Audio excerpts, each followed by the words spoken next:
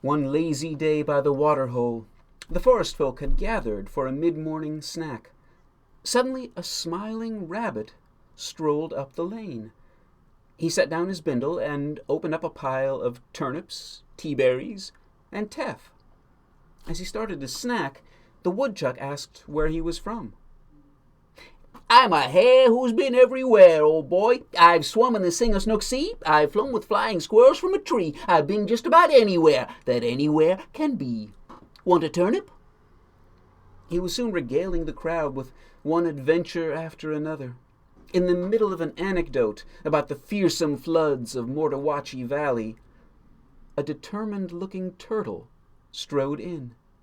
He wore a crash helmet with advertising stickers all over his shell. He took one sip of water and continued on. The rabbit said, "What's the rush, bub? Sit for a spell. You look like the teaberry type to me."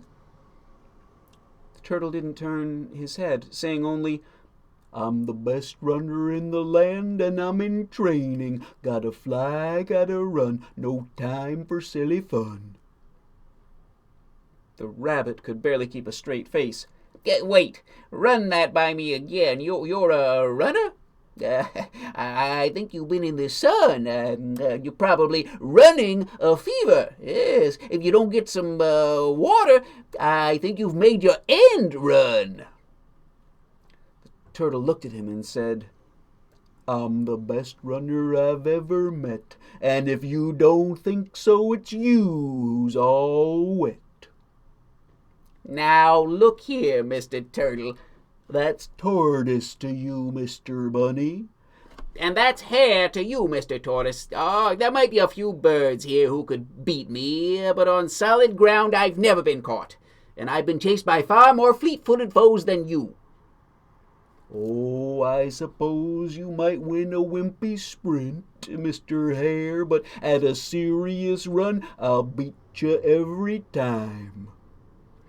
"Now, Mr. Tortoise, you're just running at the mouth. You name any race you want, sir, and I'll bet this bindle against your energy bars that I'll finish the race and your feast before you even cross the line." "Well, then, let one of these fine folk here name the race." A horned frog opined that a run around Maple Mist Mountain might be a fair test. Everyone agreed, and the badger dug a line to mark the start and finish. The tortoise towed the dirt. The hare protested. Now, little fellow, you get some nutrition first. You've been running, and I've been resting." "I don't need food and I don't need rest. I'll eat your food when we know who's best." "Come now, Mr. Tortoise. There's such talk. How many of those energy bars would you be willing to wager?" "My road crew will be along with 3 crates. I'll bet 'em all against all the food your friends have here." The hare guffawed. "What do you say, friends? 3 crates of energy bars might last all spring." They all looked at the owl. He turned his head to one side, then the other, and then back again.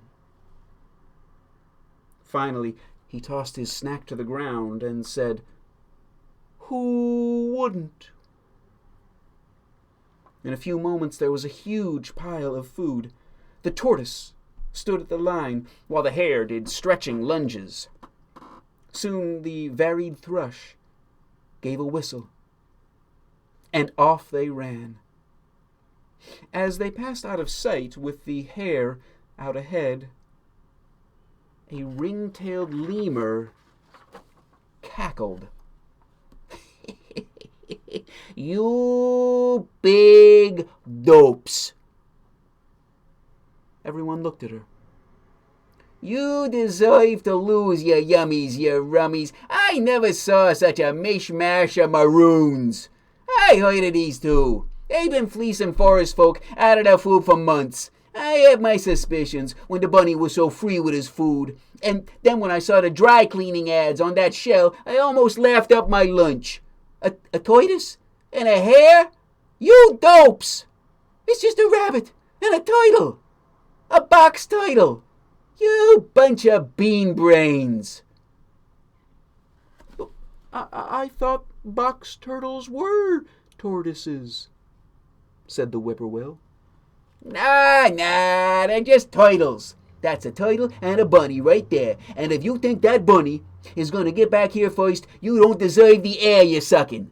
In fact, I'll bet that pile of food against feeding all of you next winter that Mr. Turtle is about to clean Mr. Bunny's clock. Do we have a bet, you honey heads? They all hung their heads until finally a titmouse said, "So, what do we do?" Something poetic, I think. I got a cousin who collects turtle shells. Can anyone here get their hands on a bunny skeleton or two? A boar nodded. Good. First, we'll eat all our food, and then we'll lay out those turtle and bunny bones. And then we will leave a big pile of our poopy pellets right in the bunny's bindle. And put it where the food was. And then we'll amscray. I think Mr. Turtle and Bunny will think twice before trying to scam the next watering hole. And indeed, they did.